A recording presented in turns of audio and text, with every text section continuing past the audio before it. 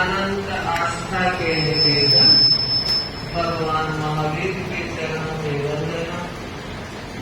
अनंत शक्ति के स्रोत महाप्राण पूज्य गुरुदेव के चरणों में वंदना।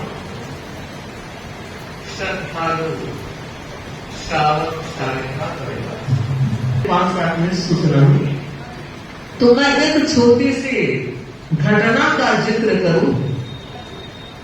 विक्रम संवत 1938 जयाचार्य का अंतिम चातुर्मास जयपुर में सावन बदी बारस एक पत्र लिखा हुआ जसोल पहुंचता है। इतिहास बता रहा है कि उस चातुर्मास में जयाचार्य का स्वास्थ्य बहुत कमजोर हो गया और जयपुर के श्रावक समाज ने सोचा आसपास के सभी लोगों को जानकारी होनी चाहिए, इसलिए एक पत्र अन्य स्थानों पर भी गया होगा, जसोल में गया। आज भी कहते वो पत्र सुरक्षित है। उस पत्र में लिखा था, सिद्ध श्री शुभ शतानेक ओपमान लायक जसोल समाज। जयपुर सवाई जयपुर का धर्म स्नेह पंजाब से उपरंत अठे सब आनंद मंगल है, बठे भला चीज। पूज श्री जय जीत मर्जी युवराज मघवा गणी महासती गुलाबाजी कुल 17 और 55 52 ठाणे सुख शाखा से विराजमान।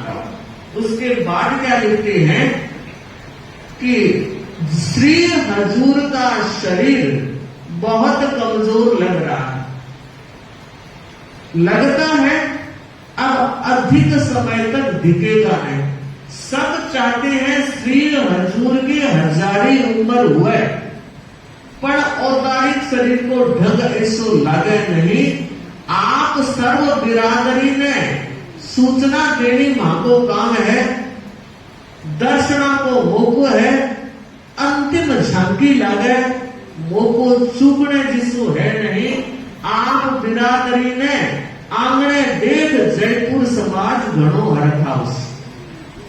ये पत्र आया, डाकिया पूरे गांव में घूम गया, कोई पत्र नहीं ले रहा है। 20-25 बहनें बैठी सामाई कर रही थी और उन्होंने उस पत्र को लिया और खुद तो कोई पढ़ी हुई नहीं थी। एक टाबर को बुलाया और कहा पत्र पढ़।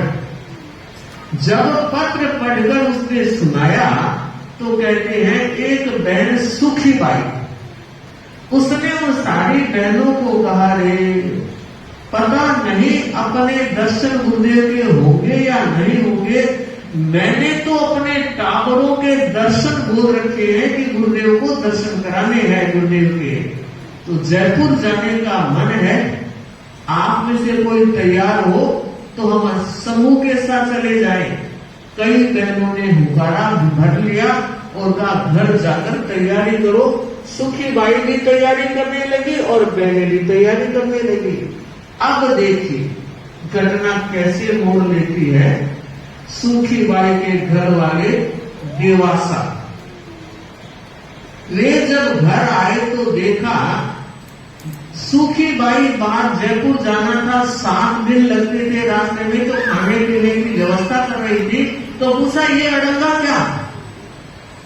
तो सुखी बाई ने कहा, सेठा जयपुर जाने को मन बनाई है, गुरुदेव ने तन में असाता मोकड़ी है। ये सुनते ही पूछा तमक कर क्या कहा? जयपुर जाने का मन बनाया है, मुझे बिना पूछे तय कैसे कर लिया? सुखी बाई ने कहा, सारी बहनें सामाई कर रही थी, उस समय पूछने कैसे आए? अब पूछ रही हूं, आप आज्ञा दे दो, व्यवस्था करा दो, जयपुर जाना। और कहा देखूंगा जयपुर कैसे जाएंगे, नहीं जा सकते। मनु रसोई से बाहर सुखी बाई कोई सामान लेने के लिए निकली और देवासा ने झट से रसोई के ताला लगाया और बाहर चले। और सुखी बाई ने देखा ले अब क्या होगा। बाहर चूल्हा था, शाम का भोजन बनाया और सोचा आ जाएंगे थोड़ी देर बाद। सेठ नहीं आया, अंधेरा होने लगा, सेठ नहीं आया तो बेटे को कहा जा पिताजी को बुला कर लिया। वो जब गया तो सेठ ने झटका दिया। सुखी बाई ने सोचा सोने के लिए तो आएंगे ही। सोने के वक्त तक इंतजार करती रही सुखी बाई, पर सेठ जी नहीं आए। और जब नहीं आए तो उन्हें सोचा बात तो उल्टी पड़ी। अब क्या करना चाहिए। अपनी बेटी कसुम्बा को लेकर सारे लोग सो गए हैं। अब दुकान पहुंची। उस समय ऐसी व्यवस्था नहीं थी, बहनें दुकान जाना नाम ही नहीं लेती थी। अब देखिए गई और कहा सेठा घरे चलो, जा जा वो गिरलो रे जटू जा। अरे सेठा आप सियाना हो, समझदार हो, बड़ा पंच हो, मारी भूल होगी, माफ कर दो, आज्ञा दे दो जाने रे। कौन जो तो उसके मुंह से क्या निकला कि मैंने तो टाबरों के दर्शन बोल रखे हैं, इसलिए जाना तो जरूरी है। क्या कहा। टाबर गिरा, टाबर को मारा है। सुखी बहन ने कहा सेठा टाबर तो आपका दुनिया ही है कि नहीं टाबरों को नहीं ले जा सकते। बंधु बहुत समझाने के बाद भी जब उन्होंने अकड़ नहीं छोड़ी, अब वो भी ताव में आ और वह सेठा देख लीजिए मैं तो जाऊंगा और टाबरा ने ले जाऊंगा। तो कहा देखूंगा कैसे जाएगी। तो कहा देखो धर्म करने में हर व्यक्ति स्वतंत्र है।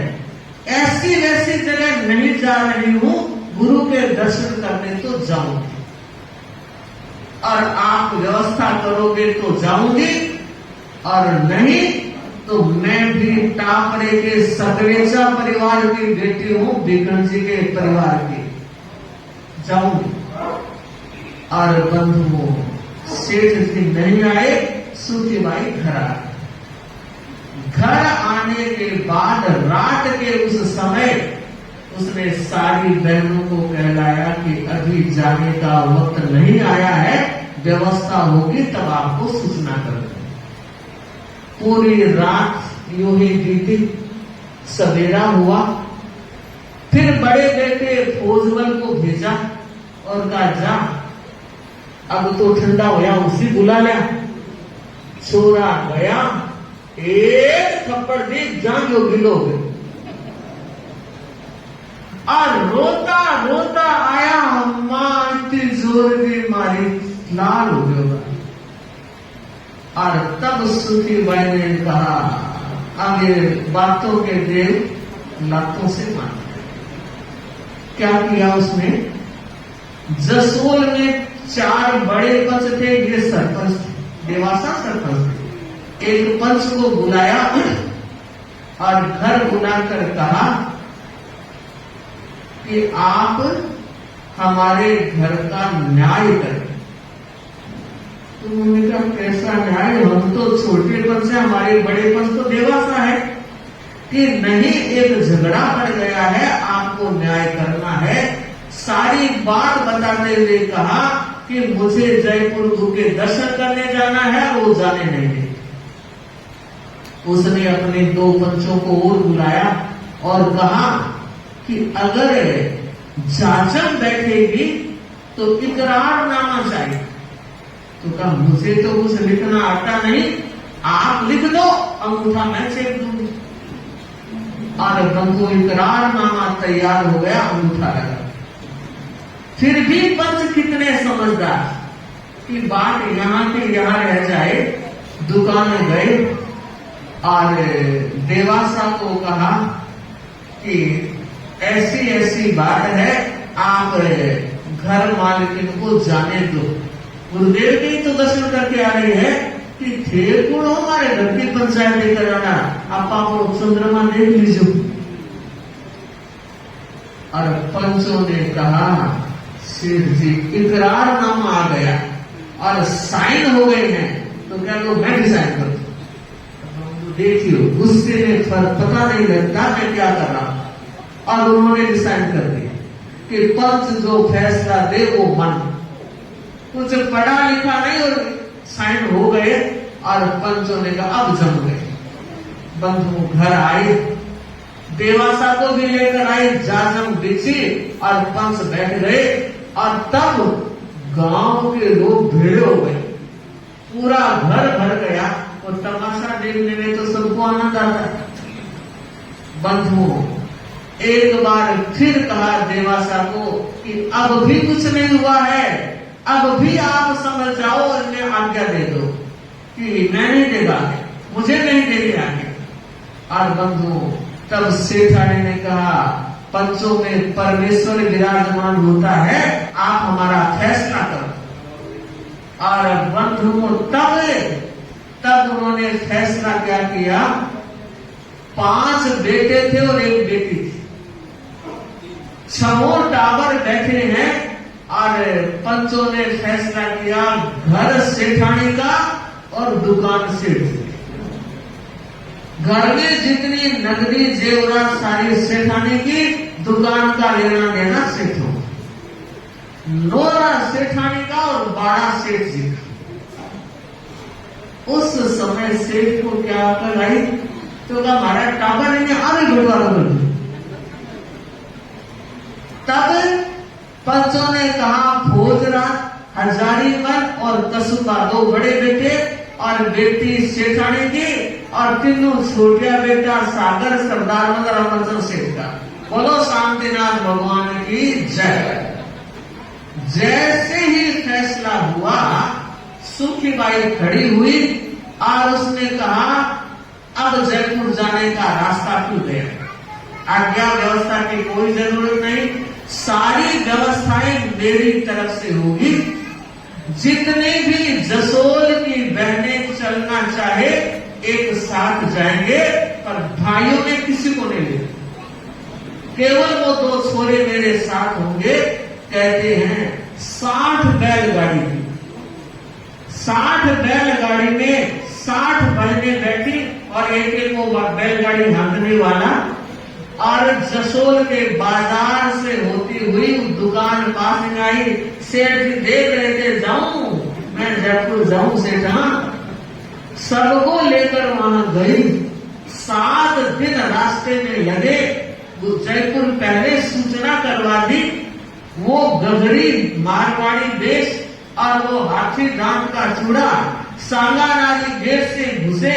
और जब जवेरी बाजार आया तो बहनों ने एक लाइन बना ली, पूजी महाराजरी जय। वो हाथी दांत को छोड़ो यूं जाए। लोगों ने देखा ये गगरी पलटन आई। पूरे उत्साह जुलूस के साथ जब वो वहां पहुंचे, उस समय महुआ गणित प्रवचन किया करते थे। गुरुदेव के तन में असाका थी, ऊपर विराज रहे थे। तो प्रवचन में जैसे ही सबने दर्शन किए तो महुआ गण ने प्रवचन रोक कर फरमाया ऊपर गुरुदेव दर्शन ऊपर। वे सारी बहनें ऊपर गई, दर्शन किए। और सुखीबाई ने दोनों टांगों को कहा सावड़ दर्शन कर लियो, सिर रगड़ रगड़ दर्शन कर लियो, तो दर्शन बोलियो ना हो गया। जयाचार्य ने ऊपर देखा। तब बहनों ने कहा महाराज घर में झगड़ा करके आए। और सारी घटना बहनों ने जब बताई तो कहते हैं जयाचार्य उस समय व्याख्यान में बताए और पूरी परिषद को घटना बताई कि ये बहनें यूं दर्शन करने के लिए इन सारी महिलाओं को लेकर आई। जयपुर समाज ने 5 दिनों तक विजमानी दी। सरकारी परमिशन के साथ पूरे जयपुर को घुमाया। और जब वो वापस जाने लगी उस समय जयाचार्य ने फरमाया सुखीबाई दर्शन को काम होगी, सेवा होगी, अब विनम्रता बढ़ानी, बैर विरोध राग द्वेष राखड़ो नहीं, जब तक सेठा मत कामना कर।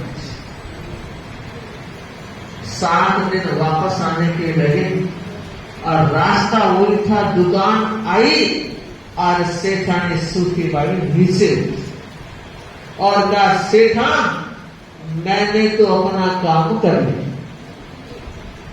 गुरु महाराज ने फरमाया है, राग द्वेष बढ़ानो नहीं, लो खाऊं घना घना खबर खावना है, अब घरे पधार।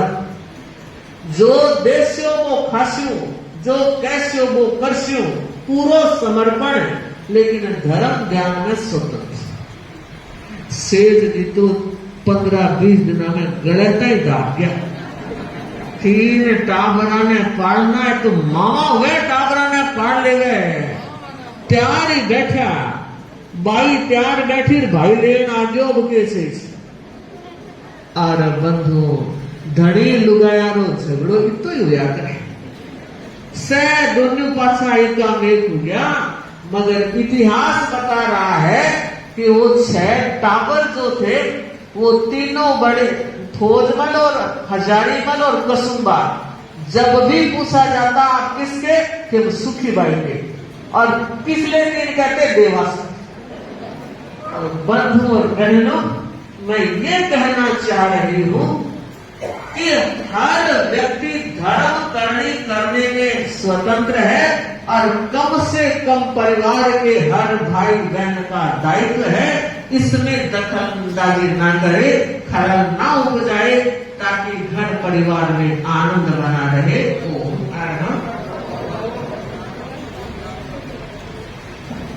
महा